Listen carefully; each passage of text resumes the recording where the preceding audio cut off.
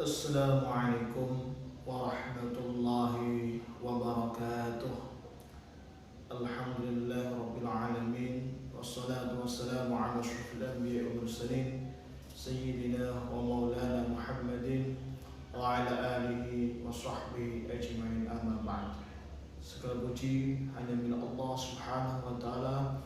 Salawat dan salam semoga tetap tercurahkan kebajikan kita Nabi Agung Muhammad sallallahu alaihi wasallam, beserta keluarganya, para sahabatnya, serta berikutnya sampai akhir zaman. Amin amin ya rabbal alamin. Alhamdulillah, berjumpa kembali dengan saya Tuhan Hasun dari Pustaka Muhibbin. Pada video kali ini, pada kesempatan kali ini, saya ingin melanjutkan kembali ngaji kita kitab Mabadi Fiqhiyah karya Syekh Umar Abdul Jabbar. Dan pada kesempatan atau pada video sebelumnya kita sudah membahas mengenai mandi besar ya. Dan kali ini insya Allah kita akan membahas mengenai tayamum. Bismillahirrahmanirrahim. Sebelum kita mulai ngaji kita, seperti biasanya kita tawasul dulu kepada muallif kitabnya ya. Semoga kita dapat berkah dari beliau. Bismillahirrahmanirrahim. Khususan ila akhi sayyidina wa maulana Muhammadin sallallahu alaihi wasallam wa ila jami'il anbiya'i wal mursalin wal awliya'i wasyuhada'i wassalihin wa jami'al mu'allifin, khususan al-mu'allif li hadzal kitab yakni Mabadi Fiqhiyah Syekh Umar Abdul Jabbar rahimallahu wa nafa'a bihi wa bi'ulumihi fid darain wa jami'il amwati wal muslimin wal muslimat wal mu'minina wal mu'minat, khususan ila abaina wa ummahatina wa jadadina wa masyayikhina ومشايخنا لهم الفاتحة. أعوذ بالله من الشيطان الرجيم. بسم الله الرحمن الرحيم. الحمد لله رب العالمين الرحمن الرحيم مالك يوم الدين إياك نعبد وإياك نستعين اهدنا الصراط المستقيم صراط الذين أنعمت عليهم غير المغضوب عليهم ولا الضالين آمين. Bismillahirrahmanirrahim. Kita masuk bab baru ya, bab tayamumi. Yang punya kitab monggo bisa dibuka kitabnya ya. Mabadi Fiqhiyah juz 2 bab tayamum. At-tayamumu takbab kang nerangake tayamum. Apa yang dimaksud dengan tayamum atau bab menerangkan tayamum. Soalikum apa tayamum, tayamum apa yang dimaksud dengan tayamum? Apakah tayamum itu pengertian tayamum? Jawab, huwa utawi tayamum iku al-wajhi musab rai atau wajah, wal yadaini lan musab tangan loro, bitrobin kelawan lebu atau debu, tahirin kang suci, badalan khalidati ganti anil wudu'i saking wudu au ghusli utawa atus. Tayamum definisinya ya, yaitu mengusap atau membasuh wajah dan kedua tangan dengan menggunakan debu yang suci sebagai ganti untuk mandi dan wudu. Jadi tayamum itu adalah sebagai pengganti mandi dan wudu. Itu syaratnya harus menggunakan debu yang suci. Kalau ada air maka dia wajib pakai air, tapi jika tidak ada air maka boleh diganti dengan tayamum. Nah, tayamum ini ya, sejarahnya Tayamum ini hanya diperuntukkan atau dikhususkan untuk umatnya Nabi Muhammad SAW dan belum pernah disyariatkan kepada umat sebelum kanjeng Nabi Muhammad SAW, umat dahulu sebelum umat Nabi Muhammad itu belum pernah. Jadi ini spesial dikhususkan untuk umat Nabi Muhammad sebagai bentuk rukhsah ya. Rukhsah itu keringanan. Dan perintah tayamum ini kurang lebih dulu turun pada tahun 4 Hijriah ya. Ketika pada waktu itu umat Islam sedang selesai pulang dari perang melawan kaum Yahudi dari Bani Mustalik ya. Ketika itu umat Islam, Rasulullah dan umat Islam semuanya adalah pasukan yang ikut berjihad mau pulang ke Madinah. Ketika mau mendekati Madinah, ternyata belum sampai ke Madinah ya. Itu Sayyidatina Aisyah ya, Sayyidah Aisyah ya. Sayyidah Aisyah itu kehilangan kalungnya. Beliau kehilangan kalung.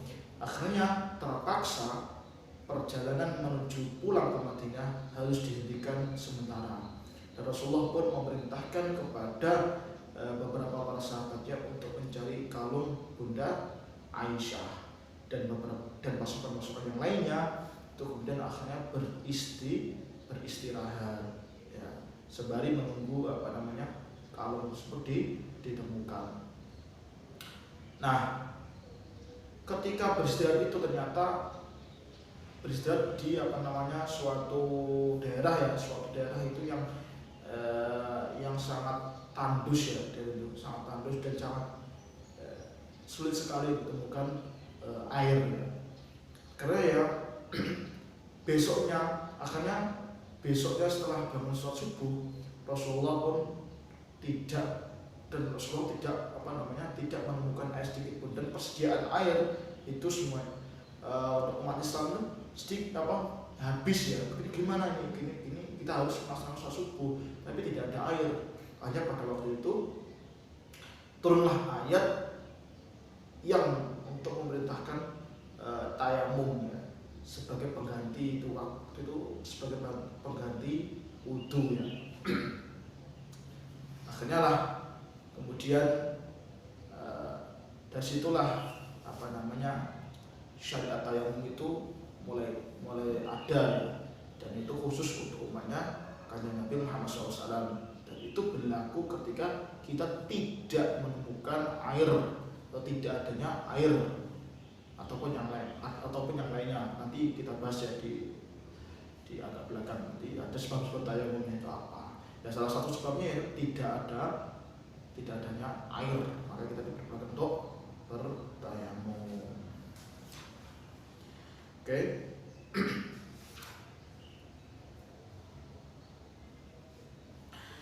Lanjut. Soal iku kam piro furudu tayamum te fardune tayamum. Ada berapa macam fardunya tayamum? Jawab, furuduhu utawi proper fardune tayamum iku khamsatun ana 5. Fardunya tayamum ada 5. Yang pertama an-niyatu, niat. Niat itu sangat penting ya. Niat mesti ya, wudu juga ada niat, sholat pun ada niat semuanya. Karena niat itu bagian paling penting kan ya. Karena menyebabkan sah atau tidak sahnya suatu ibadah, dan menyebabkan juga suatu itu bernilai dapat pahala ataupun tidak. Itu semuanya tergantung kepada niatnya. Yang kedua, makruh mindah apa sih pindah makrobu lebu lal wudwi maring anggota al mamsuhi kamden usap. Yang kedua adalah memindahkan debu kepada anggota yang akan diusap. Terus yang ketiga maskhul wajhi, itu ngusap wajah. Yang keempat mashul yadaini, mengusap kedua tangan, ma'al wifaqoni sertane sikut loro. 5 at-tartibu, yaitu tertib. Di bagian anggota yang akan diusap atau diusap dengan debu tayamum itu, yaitu hanya kedua tangan, hanya wajah dan kedua tangan. Jadi itu saja, tidak kaki, telinga tidak, tapi hanya wajah dan kedua tangan saja yang diusap ketika untuk tayamum. Terus niat tayamum gimana? Soal iku mau niatu niyate at-tayamumu, tayamum bagaimana niatnya tayamum? Jawab, iya niyate tayamum. Iku nawaitu niat sapa ingsun at-tayammuma ing atas tayamum listibakhati kana amrih as-sholati kaunangan salat al-mafrudati kang den fardhuake. Niatnya tayamum itu nawaitu tayammuma istibakhati sholatil mafruḍah. Nawaitu tayammuma li istibakhatis sholatil mafruḍah. Ya, aku niat bertayamum untuk dapat mengerjakan sholat ya, karena Allah Subhanahu wa ta'ala. Aku niat nawaitu tayamum istibakhatis sholati mafruḍati ya lillahi ta'ala, atau nawaitu tayamum istibakhatis sholati fardhan lillahi ta'ala, juga boleh. Aku niat tayamum, aku niat bertayamum untuk dapat melaksanakan ibadah sholat fardu lillahi ta'ala, karena Allah Subhanahu wa ta'ala. Dan niat ini itu ketika dibaca sama seperti wudu ya, ketika dibaca ketika kita mengusap wajah. Jadi ketika kita mengambil debu ya, ini mengambil debu ini pakai kedua tangannya. Ketika kita menempelkan tangan kita ke debu ini, terus membaca bismillah, disunahkan ya, membaca bismillah, nempelkan, terus kita usapkan ke wajah yang sudah tempel, kita usapkan ke wajah. Sambil mengusap wajah ini ya, kita berniat di dalam hati ya. Niatnya tadi nawaitu tayammuma istibakhatis sholatil mafruḍah, atau bisa juga nawaitu tayammuma istibakhatis sholati fardholillahi ta'ala. Itu ya niatnya ketika kita membasuh wajah, mengusap wajah. Nah, mengusap wajah itu cukup satu kali aja, nggak usah berkali-kali, cukup satu kali aja. Nah, setelah mengusap wajah, kemudian ini mashul yadaini ma'al mirfaqaini, berarti kita mengusap kedua tangan. Ini berarti. Terus ambil lagi ya, setelah tadi setelah kita mengambil debu satu kali ya, itu untuk wajah. Terus kita ambil lagi debu ini ya. Terus yang tangan kiri mengusap ke tangan kanan, yang tangan kanan mengusap tangan kiri. Dari sini sampai ke ini sikutnya harus ya, sampai sini. Terus yang kanan ganti yang kiri, mengusap kiri ya.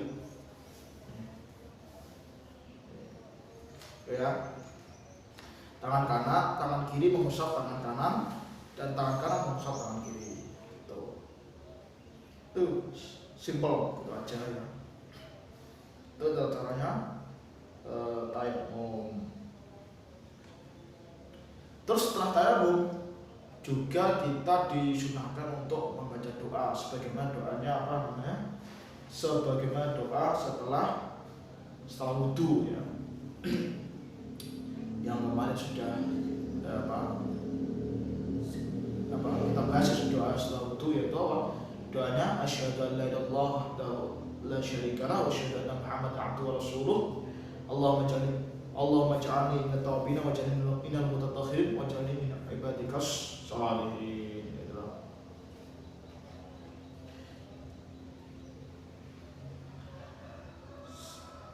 Asyhadu an la ilaha illallah wahdahu la syarika lahu wa asyhadu anna muhammadan rasulullah. Allahumma ij'alni minat tawabin wa ij'alni minal mutatahhirin. Subhanakallahumma wa bihamdika asyhadu an la ilaha illa anta astaghfiruka wa atubu ilaik. Itu juga bisa. Ada beberapa redaksi ya. Doanya setelah wudu ya, atau tayamum sama aja. Oke. Setelah itu, setelah berdoa, kita bisa melaksanakan sholat ya. Oke, lanjut. Soal mata ing dalem apa ya jibu tayamum, ing dalem kapan wajib tayamum? Kapan sih kita wajib melaksanakan tayamum? Kapan kita wajib melaksanakan tayamum? Di saat apa? Di saat apa kita wajib melaksanakan tayamum? Yang pertama, inda faqdil ma'i.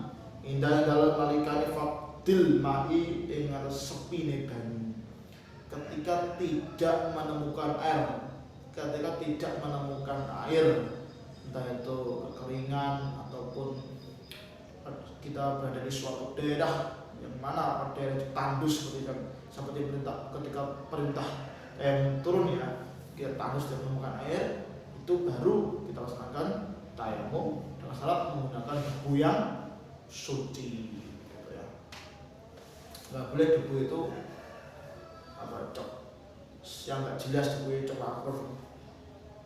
Nah, najis itu nggak diperbolehkan, tapi harus debu yang benar-benar suci yang bisa digunakan untuk tayamum. Tapi kalau kita tidak menemukan air, tidak menemukan debu, bagaimana? Kita bisa melaksanakan sholat. Sedangkan sholat itu kan wajib ya.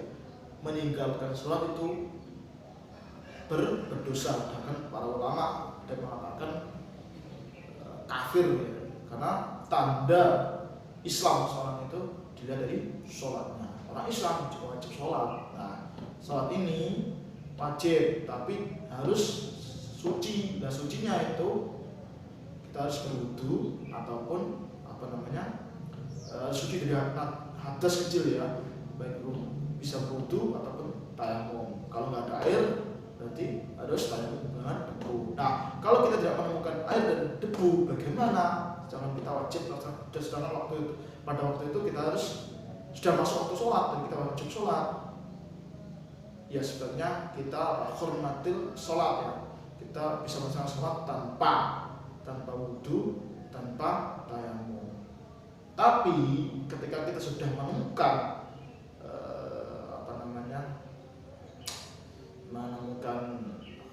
air atau debu yang suci, kita wajib melaksanakan yang tadi itu dalam kondisi darurat ya. Kalaupun ada air ya wajib menggunakan air. Kalau tidak ada pakai tayamum. Kalau tidak ada kedua-duanya, kita boleh menghormati sholat atau menghormati sholat. Tapi nanti wajib diulangi. Oke, lanjut ya. Kedua, wa indaha lan ing dalem nalikane khaufin wedi gunake istiqmal ma'i gunake banyu li bardin krana adem au marotin utawa krana wara. Yang kedua adalah yang pertama tidak ada air, yang kedua karena sakit atau karena dalam keadaan sakit ataupun dalam keadaan tertentu seperti kedowengin yang begitu nemen gitu, begitu parah. Kalau kita sakit yang dikhawatirkan nanti dengan basuh dengan apa namanya tayamum dikhawatirkan malah lebih parah, ya, maka kalau kena air ya, kalau kena air itu khawatirkan penyakitnya tambah parah, maka kita boleh bertayamum. Dan juga dalam kondisi yang sangat dingin sekali, yang menggigil ya, khawatirkan nanti timbul madharat ya kalau kena air, maka boleh diperbolehkan untuk tayamum. Itu sebab yang kedua. Sebab pertama tidak ada air, yang kedua ada air tapi dikhawatirkan kalau dengan kita berwudu dengan air malah kita lebih parah sakitnya, ya, kondisi sakit atau dalam keadaan cuaca yang sangat ekstrim dinginnya, maka kita boleh menggunakan metode kedua yaitu tayamum. Oke ya.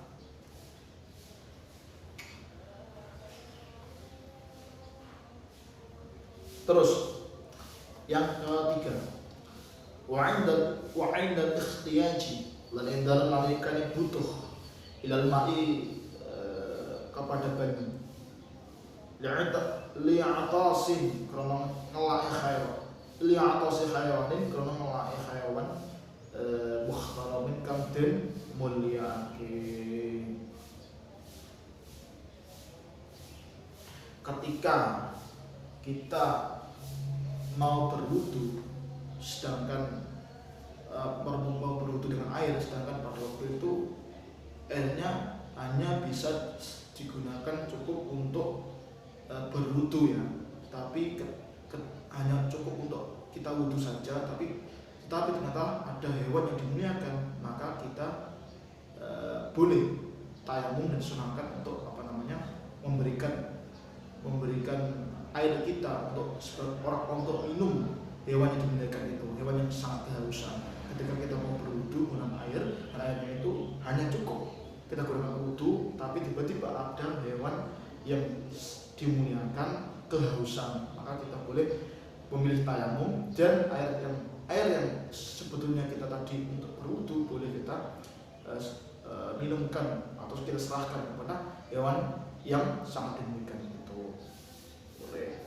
Nah, hewan yang dimuliakan ini yang dimaksud sini adalah manusia. Loh, kenapa kok manusia kok dikatakan hewan? Nah, jadi kalau kitab ilmu mantik ya atau ilmu logika itu kita mengenal namanya apa? Mengenal namanya istilah al-insanu hayawanun natik ya, manusia adalah hewan atau binatang yang bisa berbicara. Itu dalam ilmu mantik. Ini hakikatnya manusia adalah sesungguhnya adalah hewan yang bisa berbicara, hewan yang bisa berpikir. Itu hakikatnya manusia semua. Tapi ini hanya boleh apa namanya, boleh kita jelaskan, boleh kita sampaikan kepada orang yang memang mengerti ya, orang yang memang mengerti permasalahan ini ya. Kalau kita sampaikan kepada orang awam, ini jatuhnya bisa mencela, dan perbuatan mencela ini juga adalah yang tidak diperbolehkan. Itu ya. Yes. Ini ya bagian hakikat manusia itu adalah hewan yang bisa berpikir dan bisa berbicara. Nah, menurut filsuf Yunani Aristoteles ya, itu juga mengatakan bahwa manusia itu adalah, beliau mengatakan manusia itu adalah hewan yang berakal sehat, yang mengeluarkan pendapatnya, yang bisa berbicara berdasarkan akal pikirannya. Itulah yang membedakan antara membedakan dengan hewan-hewan yang lainnya. Sedangkan hewan yang lainnya itu baik memperturutkan hawa nafsunya saja ya. Kalau manusia itu hewan yang mengandalkan pikirannya, bisa berbicara dan melakukan segala tindakan itu berdasarkan apa yang dipikirkannya menurut pemikirannya. Makanya manusia itu adalah hewan tapi yang mulia ya. Nah, di sini hewan yang mulia di sini yang di dalam kitab Syafinatul Najah itu disebutkan juga ada tambahannya ya. Kita tidak dengan syarat ya, kita tidak boleh ketika mau berwudu ada air, hanya cukup berwudu, tapi ketika itu ada hewan yang tidak dimuliakan. Karena ada hewan yang dimuliakan, ada hewan yang Kalau yang hewan dimuliakan, kita disunahkan untuk memberinya minum ya. Memberikan minum kepada dia dan kita milih tayangan. Sedangkan kita tidak diperbolehkan memberikan air kita yang sebelumnya hanya cukup untuk kita wudhu kepada dia hewan. Dia siapa? Dia hewan yang tidak dimuliakan. Di dalam kitab Syafi'i aja hewan yang tidak dimuliakan itu dibagi menjadi 6. Siapa saja? Jadi hewan sepakat ya, hewan itu adalah manusia yang bisa berbicara, manusia yang bisa berpikir. Nah, berarti ini ada 6 orang di manusia, ada 6 manusia yang tidak dimuliakan. Ya, siapa saja? Yang pertama adalah dalam kitab Syafi'i aja itu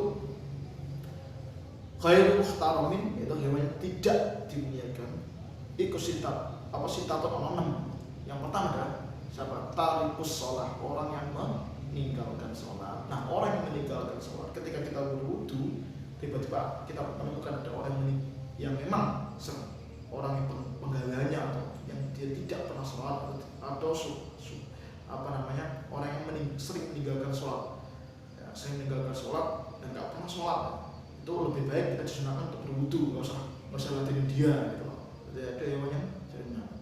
Kenapa? Karena sholat itu adalah seperti sudah saya sebelumnya, sholat itu wajib bagi umat Islam. Kalau kita mengaku Islam, maka wajib kita melaksanakan sholat. Kalau sholat itu menjadikan pembeda antara kita dengan orang non-Islam, orang kafir. Itu ya. Kalau orang yang bisa meninggalkan sholat sudah bertobat, maka kita boleh memberikan itu air kita tadi. Ya. Kalau belum bertobat dari meninggalkan sholat, maka kita tidak boleh memberikan air yang kita sedikit tadi yang bisa digunakan untuk wudhu kita sendiri kepada dia, nggak boleh. Kalau sudah bertobat boleh. Terus yang kedua, siapa orang yang tidak dimuliakan gitu? Itu orang yang zina muhson. Siapa itu zina muhson? Zina muhson itu adalah orang yang sudah menikah, sudah terikat pernikahan, sudah pernah berhubungan suami istri, sudah pernah bersetubuh dengan istrinya, pasangannya, tapi kok masih jajan di sini artinya orang tersebut masih masih berhubungan badan dengan yang bukan pasangannya, itu kan namanya zina. Tapi zina muhson itu gede banget ya dosanya, dan hukumannya juga lebih gede dibanding dengan orang yang single tapi zina. Mudah-mudahan yang single pun juga harus singlillah ya. Mudah-mudahan jangan sampai melakukan zina, baik itu sudah single ataupun sudah bersuami istri. Gitu ya. Zina muhson itu orang yang sangat benci ya, tidak dimuliakan. Udah jelas-jelas sudah nikah, udah Allah berikan syariatkan pernikahan untuk menyalurkan hawa nafsunya, menyalurkan hasratnya, kok tiba-tiba masih selingkuh, ya kan? Zina dengan wanita lain atau pasangan lain. Nah, untuk bilamin. Yang ketiga, murtad, orang yang keluar dari Islam. Itu jelas orang yang keluar dari Islam, dia tidak berhak mendapatkan ini tadi ya, mendapat pertolongan kita ketika dia sedang kehausan, kita sedang membutuhkan air untuk wudhu. Jadi ini termasuk orang juga yang tidak dimuliakan. Ya, kalau orang yang tidak dimuliakan, alamat nanti nggak akan selamat hidup kita ya. Yang keempat, kafir harbi, orang yang tidak dimuliakan. Yang keempat itu kafir harbi. Siapa itu kafir harbi? Itu orang kafir tapi yang memusuhi Islam, yang jelas menentang Islam, yang memusuhi Islam. Kafir yang boleh dibunuh itu kafir harbi, itu orang yang tidak dimuliakan. Kalau kafir yang tidak memusuhi Islam, baik-baik saja dia menghormati Islam, menghormati umat Islam, itu tidak boleh dibunuh. Kalau kafir harbi itu boleh dibunuh. Dan itu adalah orang yang tidak dimuliakan dan yang dibenci oleh Allah Subhanahu wa taala. Yang kelima adalah anjing galak ya. Wal kalbul akur, itu anjing galak. Anjing di sini itu dibagi menjadi tiga ya. Ada anjing galak, ada anjing galak itu anjing yang suka menggigit ya, yang sangat memberikan madharat ya kepada manusia. Itu boleh sunah ya, bahkan sunah untuk dibunuh. Anjing itu yang berbahaya, anjing liar ya, itu sunah dibunuh. Terus yang kedua dibagi lagi ya, jadi anjing yang bisa kita ambil manfaatnya ya, untuk misalnya untuk berburu atau untuk menjaga suatu. Biasanya anjing-anjing pelacak, anjing apa itu nggak boleh dibunuh gitu ya, haram dibunuh gitu, karena dia bisa memberikan manfaat ya, kepada manusia. Dan yang ketiga, anjing pasar. Anjing pasar itu yang tidak memberi manfaat juga tidak memberi mautorot, dan ini juga haram dibunuh. Nah, yang di sini yang tidak, yang siapa namanya, yang tidak mendapatkan pertolongan, yang tidak boleh mendapat pertolongan, yaitu ini tadi ya, anjing galak. Pada suatu riwayat itu kan ada seorang wanita yang baru bertaubat kalau nggak salah itu, dia ketika itu menemukan anjing kehausan, dia memberikan air ya. Pernah dengar kan itu, mendengar kepada anjing yang kehausan. Akhirnya dia barokahnya itu dia mendapat bisa masuk surga lantaran itu. Nah itu berarti anjingnya, anjing bukan anjing galak ya. Kalau dia kehausan terus kita belikan minum malam, itu berarti dia bukan anjing yang galak, dia ingin suruh gigit. Dan yang terakhir yang keenam, wal khinzir atau celeng atau babi. Nah, babi itu termasuk hewan yang najis, dan maka walaupun kita punya air sedikit untuk untuk berwudu, terus kita menemukan ada babi kehausan, kita tetap sunahkan untuk menyempurnakan wudu kita dengan air, nggak usah kasih minum ke dia gitu. Karena termasuk dia itu hewan yang tidak dimuliakan ya. Sini paham ya. Lanjut, terakhir ya, soal iku mau apa allazi uta perkara yubtilu tayamumi, yang membatalkan tayamum. Apa saja yang membatalkan tayamum? Jawab, yubtiluhu, batalake tayamum kulima saben-saben perkara. Kuluma saben-saben perkara yubtilu perkara al-wudu'a kang batalake wudu. Setiap perkara yang membatalkan wudu itu juga membatalkan tayamum. Apa saja yang membatalkan wudu? Kentut, misal kencing, buang air besar, itu kan membatalkan wudu ya. Dan itu juga berlaku untuk hal yang membatalkan tayamum. Ketika kita sudah tayamum, misalnya kita kentut, kita kencing, kita BAB, itu batal tayamumnya. Harus setelah selesai ya, kita harus tayamum lagi gitu. Ya. Terus waraqiyatul ma'i, dan ketika kita melihat air fi khairi waqti sholatin, dalam saliyane waktu sholat, waridatulan murtad. Jadi ada 3 hal yang membatalkan tayamum. Yang pertama adalah segala sesuatu yang membatalkan wudu, itu juga termasuk berlaku untuk hal yang membatalkan wudu, membatalkan tayamum. Yang kedua, ketika kita melihat air, ketika kita sudah selesai tayamum, mau sholat, loh tiba-tiba kita menemukan air, maka tayamum kita batal. Kita harus pakai air. Begitupun juga setelah sholat kita awalnya sholatnya pakai tayamum, ketika kita menemukan sholat kok ada air, ya kita sempurnakan dengan air, terus kita ulangi sholat lagi. Itu waraqiyatul ma'i fi ghairi waqti sholat, di luar waktu sholat ya. Waridatu dan murtad. Kalau udah murtad batal jelas nih. Kalau ada orang murtad, maka dia tidak sah wudunya, tidak sah tayamumnya, tidak sah sholatnya gitu. Oke, sampai sini insyaallah mudah-mudahan bisa difahami ya. Wallahu a'lam bishawab. Insyaallah pada pertemuan selanjutnya kita akan membahas masuk ke bab tentang sholat ya. Mudah-mudahan kita diberikan umur panjang sehingga kita bisa melanjutkan ngaji kita lagi seterusnya. Amin. Monggo kita tutup seperti itu biasa ya, dengan sholat dan doa sebagaimana yang biasa kita baca ya. Bismillahirrahmanirrahim. Rabbi fanfa'na bi barakatihim wa atinal husna bi hurmatihim wa amitna fi tariqatihim wa mu'afatin minal fitani.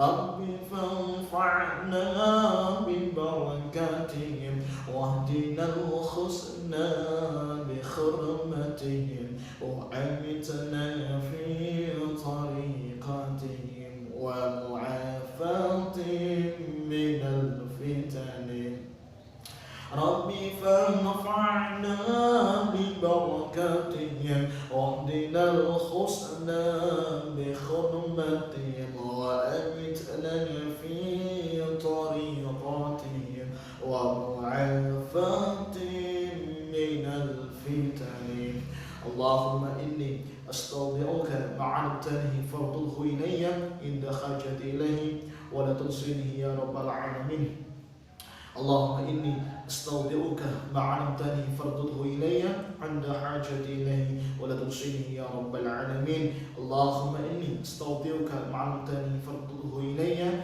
عند حاجتي إليه ولا تنسنيه يا رب العالمين. Kurang lebihnya saya mohon maaf yang sebesar-besarnya. Jangan lupa subscribe dan bunyikan tombol lonceng yang ada di kanan atas agar Anda tidak ketinggalan video-video saya selanjutnya. Wassalamualaikum warahmatullahi wabarakatuh.